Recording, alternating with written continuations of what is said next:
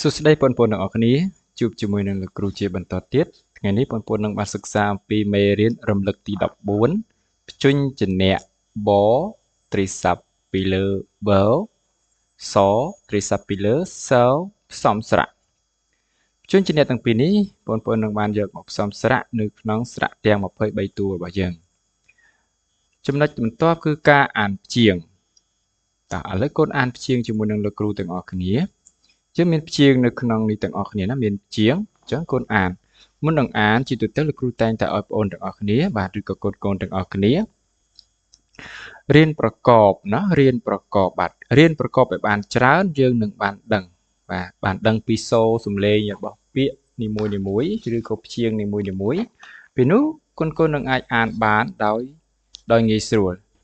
ឥឡូវយើងចូលទៅកាន់ការអានព្យាង្គកូនណាការអានព្យាង្គអញ្ចឹងកូនអានព្យាង្គកូនត្រូវរៀនប្រកបដែរទើបកូនអានចេះតែបើកូនអាចអានបានហើយស្រួលអានទេព្យាង្គនេះយើងអានថាសៀមែនទេកូនសៀបាទព្យាង្គនេះគឺសៀនេះបាទព្យាង្គនេះអានថាសៀអញ្ចឹងដើម្បីអានចេញសៀបានកូនត្រូវដឹងថាតើអក្សរសនេះសូរដើមរបស់វាគឺជាអីសូរដើមរបស់អក្សរសនេះគឺសំឡេងពួកអអញ្ចឹងសំឡេងពួកអជួបជាមួយស្រៈអាគឺសំឡេងនៅដដែលមែនទេកូនគឺសាសអាសាប៉ុន្តែនៅក្នុងនេះគឺសនេះបានដូរសំឡេងពួកអទៅជាពួកអូអញ្ចឹងពួកអូគឺសត្រីស័ព្ទពីលើសអ៊ីសៀព្យាង្គនេះយើងអានថា B បាទបត្រីស័ព្ទពីលើបើអ៊ី B តែព្យាង្គនេះអានថាម៉េចកូនបាទព្យាង្គនេះយើងអានថាប៊ូបាទបត្រីស័ព្ទពីលើបើអ៊ូប៊ូព្យាង្គនេះយើងអានថា C បាទ C គឺសត្រីស័ព្ទពីលើសអ៊ី C បាទស្រៈអីនេះគឺដូរសំឡេងទៅពួកអូអញ្ចឹងពួកអូស្រៈអីចេញ E មែនទេកូនបាទកូនបានដឹងហើយកន្លែងហ្នឹងគឺកូនអាចចេះណាអញ្ចឹងយើងសរសេរព្យាង្គនេះអានថា C ព្យាង្គនេះយើងអានថាស៊ូមែនទេស៊ូសត្រីស័ព្ទពីលើសអ៊ូស៊ូបាទស្រៈអស់នេះស្រៈអូនេះយើងអានចេញជាអ៊ូវិញអញ្ចឹងយើងអានថាស៊ូ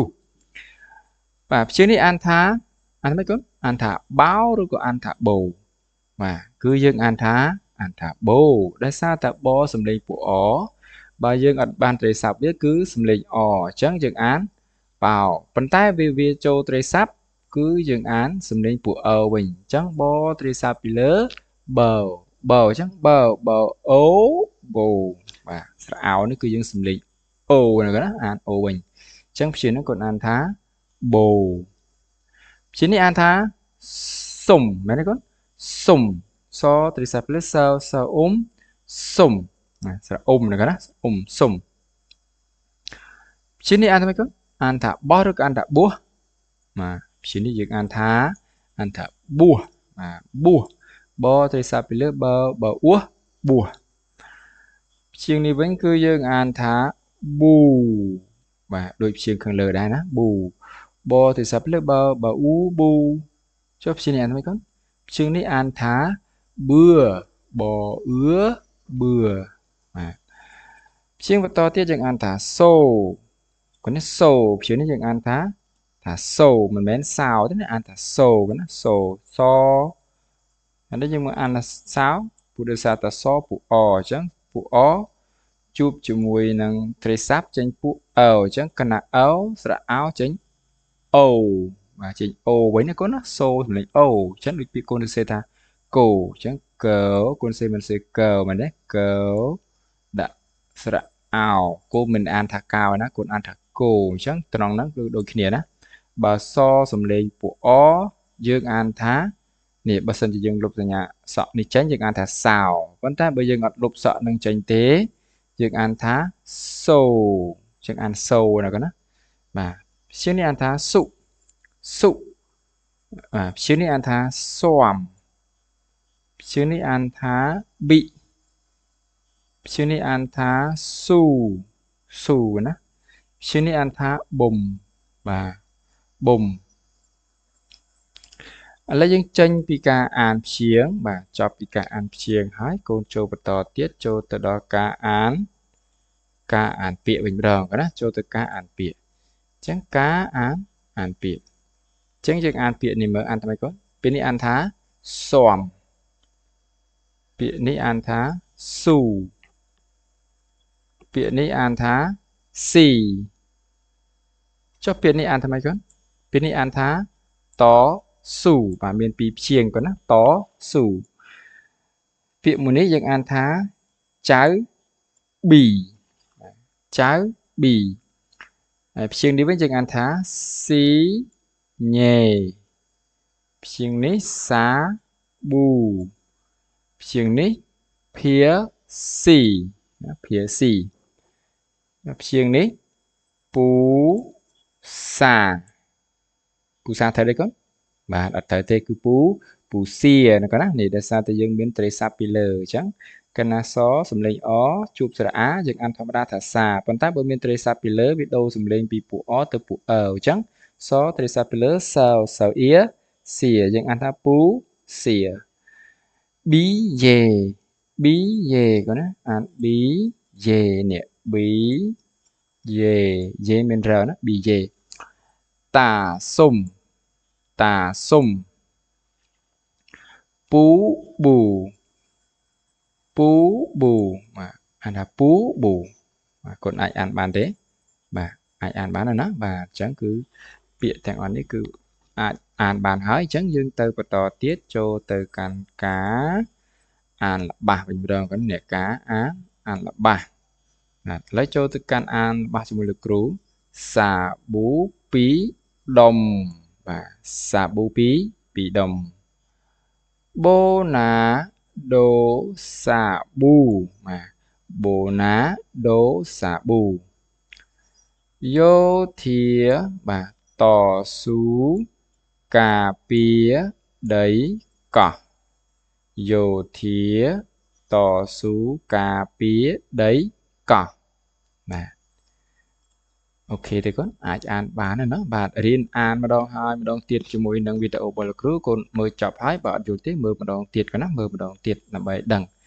លោកគ្រូបញ្យល់មួយបាទមានកំហុសឆ្គងកន្លែងណាកូនអាចមើលម្ដងហើយម្ដងទៀតទៅអាចដឹងហើយបើសិនជាលោកគ្រូខុសគូអាចខមមិនប្រាប់នៅក្នុងវីដេអូលោកគ្រូមកលោកគ្រូនឹងកែប្រែបន្តទៀតនៅក្នុងវីដេអូក្រោយៗទៀតឥឡូវយើងអានម្ដងទៀតកូនណាសាប៊ូពីរដុំបូណាដូសាប៊ូ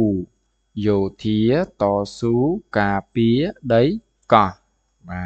ទល្អណាស់ឥឡូវនេះយើងចូលទៅបន្តទៀតចុងក្រោយគេគឺចូលទៅកាន់ការអានអត្ថបទខ្លីបាទការអានអត្ថបទខ្លីអត្ថបទយើងមានចំណងជើងថាតាប៊ូដាំកៅស៊ូបាទតាប៊ូដាំកៅស៊ូតាប៊ូស៊ូណាស៊ូកន្លែងស៊ូនេះគឺចង់និយាយពីអីគាត់ចង់និយាយពីការតស៊ូមែនទេតែយើងអត់បានដាក់ពាក្យថាតស៊ូគឺស៊ូទៅទេតាប៊ូស៊ូដាំកៅស៊ូកូនឃើញទេចាត់ច្រឡំគ្នាណាប៉ុន្តែអត្ថន័យនេះគឺមានន័យថានេះតាប៊ូកូនឃើញនេះតាប៊ូហ្នឹងគាត់ស៊ូដាំកៅស៊ូចៅប៊ីយួរសាប៊ូទៅចាំតាប៊ូកូនឃើញសាប៊ូនៅក្នុងដៃចៅប៊ីនេះសាប៊ូកូននេះសាប៊ូនេះចៅប៊ីបាទចៅប៊ីយួរសាប៊ូទៅចាំតាប៊ូអាប៊ុំឆាឆៅតាប៊ូដាំកៅស៊ូកូនឃើញអាប៊ុំហ្នឹងនេះអាប៊ុំបាទកូនឆ្កែហ្នឹងនេះកូនឆ្កែហ្នឹងគឺអាប៊ុំឈ្មោះវាឈ្មោះថាអាប៊ុំណាអាប៊ុំឆាឆៅតាប៊ូដាំកៅស៊ូចៅប៊ីថាកុំឆាឆៅតាប៊ូចៅប៊ីប្រាប់ពីណាគេកូននេះចៅប៊ីហ្នឹងបាននិយាយប្រាប់ទៅកាន់អាប៊ុំនេះអាប៊ុំហ្នឹងគឺកូនឆ្កែកូនណាបាទកូនឆ្កែពណ៌សហ្នឹងបាទចៅប៊ីប្រាប់អាប៊ុំថាកុំឆាឆៅតាប៊ូអាប៊ុំស៊ីសាប៊ូចៅប៊ីនេះអាប៊ុំស៊ីសាប៊ូចៅប៊ីតាប៊ូថាកុំស៊ីសាប៊ូតាប៊ូស៊ូការពារកៅស៊ូបាទឥឡូវនេះលោកគ្រូបញ្ចប់ហើយអញ្ចឹងកូនៗទាំងអស់គ្នាអាចអានបានទេពីវីដេអូលោកគ្រូដើមទីមកបាទលោកគ្រូប្រាប់បង្រៀនពីដើមទីមកអញ្ចឹងកូនអាចទៅបើកមើលម្ដងទៀតណាពេលចប់វីដេអូហ្នឹងទៅកូនអាច អាចបើកមើលម្ដងទៀតទៅបាទយើងមើលឲ្យបានច្រើនយើងនឹងស្គាល់បានច្រើនហើយយើងនឹងចេះណាបងណាបាទអរគុណច្រើនសម្រាប់ការតាមដានទស្សនាវីដេអូរបស់លោកគ្រូមានកំហុសឆ្គងកន្លែងណាអីសូមអធិស្ឋានពេលទោសហើយសូមអរគុណចំពោះការតាមដានវីដេអូតាំងពីដើមរហូតដល់ចប់សូមចុចពាក្យថា Subscribe ឬមួយក៏ចុចពាក្យថាជាវឲ្យលោកគ្រូម្នាក់មួយផងដើម្បីលោកគ្រូមានទឹកចិត្តណាតទៅមុខទៀតលោកគ្រូផលិតវីដេអូជូនទៅកាន់បងប្អូនទាំងអស់គ្នាជាបន្តទៀតបាទអរគុណជម្រាបលា